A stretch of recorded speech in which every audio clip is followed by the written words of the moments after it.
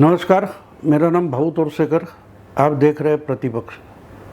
दोस्तों, पिछले 1-1.5 महीने से हम एक बात देख सकते हैं, सीधी साधी नज़र से अपनी आंखों से देख सकते हैं कि हमारे महाराष्ट्र के सबसे वरिष्ठ ज्येष्ठ नेता शरद पवार बहुत दौड़ धूप कर रहे, भाग रहे, दौड़ रहे और क्या कर रहे हैं इसका पता नहीं चल रहा है। हाँ, कभी एक बड़ी मीटिंग में दिखाई देंगे, फिर अपने ही पार्टी के जो मंत्री वगैरह है, महाराष्ट्र की महाविकास आघाड़ी सरकार में जो मंत्री है उनके पार्टी के, उनकी मीटिंग करेंगे। फिर कभी उठते हैं तो अपने प्रवक्ता या नेता या विधायक उनकी मीटिंग करते हैं। फिर एक दिन हमें खबर मिलती है कि राज्य के कई बड़े अफसर वगैरह है, कमिश्नर हो गए, पुलिस कमिश्नर हो गए या आईएएस अधिकारी हो गए, उनकी कोई उन्होंने मीटिंग ले ली है या उनसे कुछ सलाह मशवरा किया है। आज जब मैं बोल रहा हूँ तो अचानक सुबह खबर देखी कि पुणे सिटी में जो भिड़ेवाड़ा है वहाँ शरद पवार पहुँचे थे। ये भिड़ेवाड़ा बहुत पुराना, 200 साल पुराना, 300 साल पुराना जगह है। वो ब्राह्मण बस्ती में है। भिड़े ये नाम ही ब्राह्मण घर का होता है, सरनेम होता है। वो भिड़ेवाड़ा जो है उसकी एक ऐतिहासिक कीमत या मूल्य है, प्रतिष्ठा है कि जिस समय ये 200 साल 150 साल पहले कभी महात्मा फुले, ज्योतिबा फुले, जिन्होंने ब्राह्मण वर्चस्व के खिलाफ एक जंग छेड़ी थी, उस वक्त उनको बच्चियों के लिए, लड़कियों के लिए, महिलाओं के लिए स्कूल शुरू करना था, पाठशाला शुरू करनी थी, तो उनको जो जगह चाहिए थी वो देने वाले भिड़े नाम के कोई सरदार हुआ करते थे पेशवाओं के, और उन्होंने अपनी जगह उनको दे दी थी, इसलिए उसको भिड़ेवाड़ा बोला जाता है। उस समय के पुणे में बड़े बड़े लोग होते थे, अमीर लोग होते थे, सरदार लोग होते थे, तो उनकी जो महल जैसी इमारत होती थी, बड़ी इमारत होती थी, जहाँ बड़े बड़े बहुत सारे कमरे होते थे, उस कॉम्प्लेक्स को, उस संकुल को वाड़ा बोला जाता था। तो ऐसा भिड़े सरदार का जो वाड़ा था वो उन्होंने महात्मा फुले को दिया था, और वही महात्मा फुले जी ने, ज्योतिबा फुले जी ने अपनी पत्नी के साथ महिलाओं के लिए एक पाठशाला खोली थी। तो आज इतने सालों बाद अचानक हमारे शरद पवार वो भिड़ेवाड़ा देखने पहुंच गए। वैसे देखिए तो बहुत सारे प्रोग्राम पिछले कुछ सालों में हो गए जहां पवार साहब हमेशा महात्मा फुले का नाम लेते रहे, लेकिन मुख्यमंत्री होते हुए या उसके पहले इतना शोर शराबा करते हुए उन्होंने कभी भिड़ेवाड़ा देखा नहीं था। आज अचानक इनको भिड़ेवाड़ा जाने की क्या जरूरत पड़ी, ये मेरा सवाल है। और आजकल पवार साहब हमारे कुछ भी छोटी बात करते हैं तो भी उसकी इवेंट बना देते। और ये जो बदलाव है पवार साहब में, ये बदलाव अचानक दिखाई देने लगा है।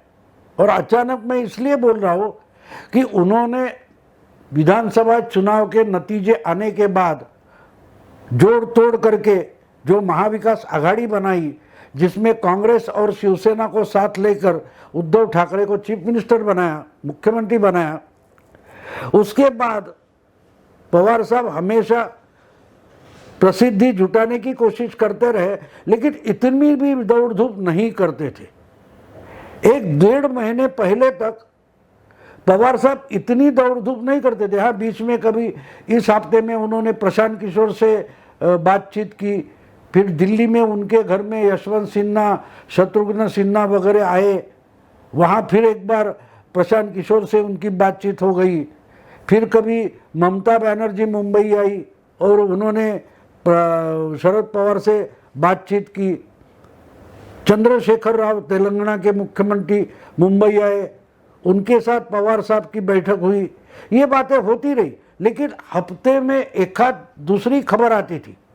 पिछले 1-1.5 महीने से हम अगर देखें तो अजीब लगता है, एक दिन ऐसा नहीं जाता कि पवार साहब मीडिया के लाइमलाइट में नहीं है।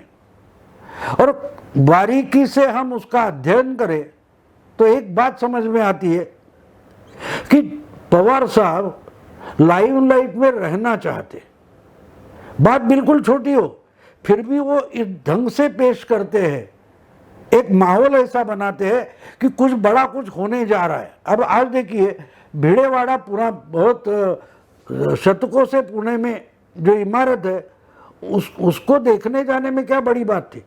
अच्छा, फिर खबर आई कि पवार साहब भिड़ेवाड़ा की भेंट करेंगे, दौरा करेंगे, और उसके बाद उसी पड़ोस में जो बहुत प्रसिद्ध गणपति है, दगड़ू शेठ हलवाई गणपति जिसको बोला जाता है, गणपति बाप्पा बोला जाता है, वो बड़ा ख्यातनाम है, तो उसका भी दर्शन करेंगे। अब वो बात तो हुई, लेकिन भिड़ेवाड़ा का दौरा होने के बाद पवार साहब दगड़ू शेठ गणपति बाप्पा के पास पहुंचे और दर्शन लेने के लिए अंदर नहीं गए, दरवाजे के बाहर से ही, मंदिर के बाहर से ही, गेट पर से ही दर्शन लेकर चले गए। और जब पूछा गया तो उनके पार्टी के कोई नेता है वहाँ के, उन्होंने बताया कि नहीं, आज तो उन्होंने नॉनवेज खाया था तो इसलिए वो अंदर गर्भगृह में नहीं गए और नज़दीक जाके उन्होंने गणपति बाप्पा का दर्शन नहीं किया, वो उनको अच्छा नहीं लगा। ये बात उनके नेता ने कही है, खुद पवार ने नहीं कही है। बीच में आपको याद होगा कि कुछ ब्राह्मण संस्था नेताओं के साथ उन्होंने मीटिंग की थी। यानी कि हम बार बार देखते हैं कि कुछ भी बात छोटी बड़ी हो उसकी पवार साहब एक इवेंट बनाना चाहते, और ये सब घटनाक्रम जो है ये हम देखें तो 1-1.5 महीने के बाद शुरू हुआ है, 1-1.5 महीने के पहले शुरू हुआ है।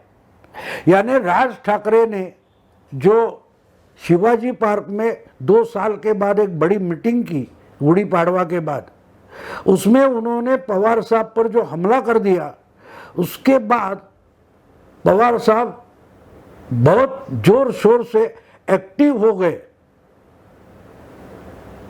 तो इसके पहले अगर ये सब नहीं करते थे, हफ्ते में एकाध बार उनकी कई खबर आती थी कि वो पवार साहब प्रधानमंत्री मोदी जी से मिले हैं, फिर और कोई किसी को मिले हैं, या लेकिन पिछले 1-1.5 महीने में हम देखें तो शायद ही एक दिन ऐसा मिलेगा कि जिस दिन पवार की कोई खबर हमें इवेंट बनकर हमारे सामने पेश नहीं की गई। और इसलिए मुझे इम्पोर्टेंस लगता है कि कुछ तो गड़बड़ हो रही है। हमारे पवार साहब ये 1.5 महीने से कुछ बेचैन है। अब बीच की बात लीजिए कि अब 10 तारीख को वोटिंग होना है और राज्यसभा के 59 कुछ 59 सीटें चुने जाने वाली है। उसका जो चुनाव है महाराष्ट्र में 6 सीटें हैं, उसके लिए 5 सीटें जो है वो पक्की है। एनसीपी, कांग्रेस और शिवसेना उनका एक एक एमपी तो आराम से चुन कर आएगा, बीजेपी के 2 आराम से चुन कर आएंगे। लेकिन जो छठी जगह है इसके लिए किसी भी पार्टी के पास हक के कोई 42 वोट नहीं है। तो हमारे जो संभाजी राजे थे कोल्हापुर के, उन्होंने प्रेस कॉन्फ्रेंस लेकर घोषणा की कि मैं अपक्ष लड़ना चाहता हूँ, इंडिपेंडेंट लड़ना चाहता हूँ। तो मुझे ये सब पार्टियां अपनी ज़्यादा वोट है वो दे दे, मैं किसी पार्टी का नहीं रहूँगा, मैं बिना पक्ष का अपक्ष इंडिपेंडेंट एमपी राज्यसभा में रहना चाहता हूँ। तो पवार साहब ने दूसरे ही दिन संभाजी राजे को सपोर्ट डिक्लेयर कर दिया कि भाई हमारे पास कुछ 10-11 वोट ज़्यादा है, हम संभाजी राजे को दे देंगे।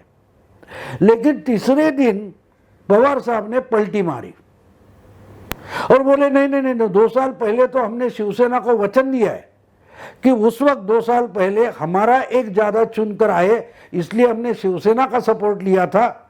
तो 2 साल के बाद शिवसेना का दूसरा एमपी बनने के लिए हम हमारे ज़्यादा वोट शिवसेना को दे देंगे, ये हमने वचन दिया था।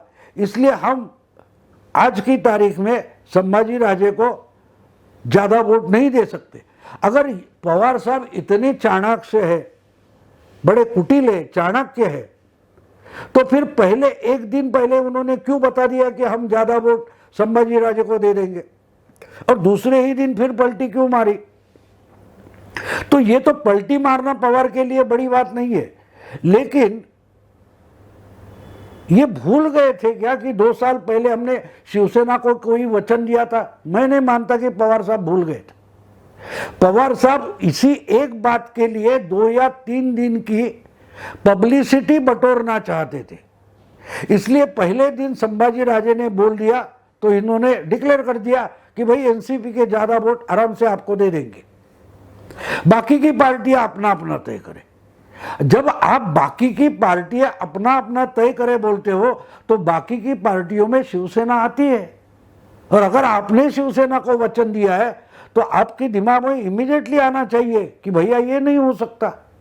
पवार साहब तो 40 साल 50 साल पुरानी बातें हमेशा बोलते हैं, तो ये 2 साल पुरानी बात वो भूले?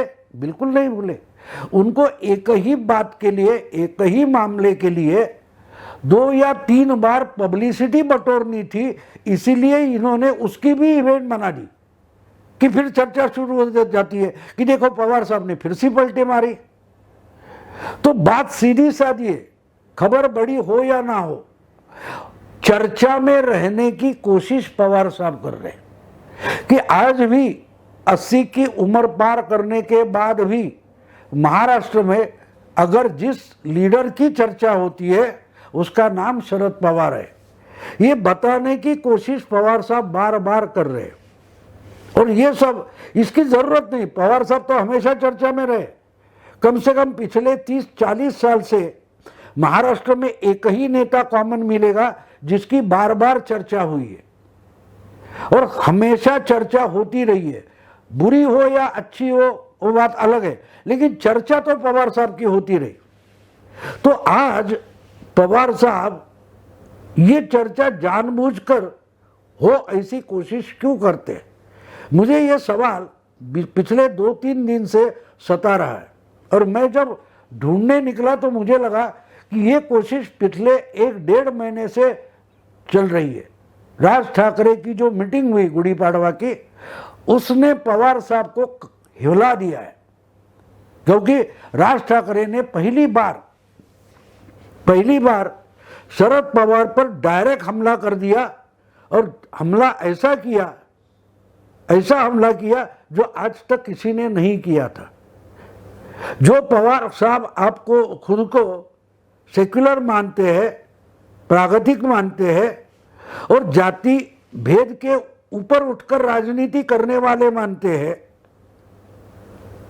ऐसे शरद पवार पर राज ठाकरे ने डायरेक्टली हमला कर दिया कि शरद पवार ने ही महाराष्ट्र की राजनीति में जाति भेद का जहर घोला है। और उसके बाद पवार साहब बहुत हिल गए।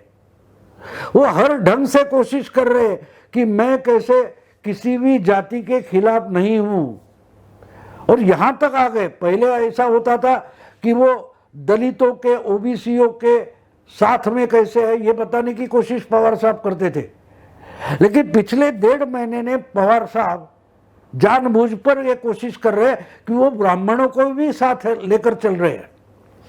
ये खुद ब्राह्मण जाति के खिलाफ नहीं है ये बताने की कोशिश कर रहे हैं। और फिर आप देखिए कि आज अचानक जब मैं बात कर रहा हूं शुक्रवार को, तब ये महात्मा फुले जी ने जो पहली पाठशाला शुरू की थी, जिस ब्राह्मण के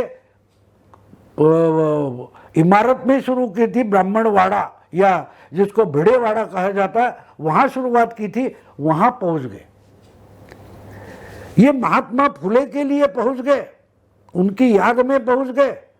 यह भिड़ेवाड़ा यानी ये वाड़ा ब्राह्मण का था, और ब्राह्मण और फुले इनमें भेदाभेद नहीं थे। फुले जी ब्राह्मणों के खिलाफ नहीं थे और मैं भी ब्राह्मणों के खिलाफ नहीं हूं, ये बताने के लिए पवार साहब भिड़ेवाड़ा पहुंच गए। आज क्या समय की जरूरत थी? फुले आज के नहीं है, फुले तो उनकी 200 साल पहले जन्म हुआ था। उनकी जो कार्य कक्षा है वो कम से कम 150 साल पहले की है। फुले भिड़ेवाड़ा भी 200 साल से पुरानी इमारत है। तो आज अचानक शरद पवार उस भिड़ेवाड़ा जो ब्राह्मण की मालकी थी, वहां हक था, वहां पवार साहब क्यों पहुंचते? क्योंकि मुझे लगता है पवार साहब बहुत हिल गए।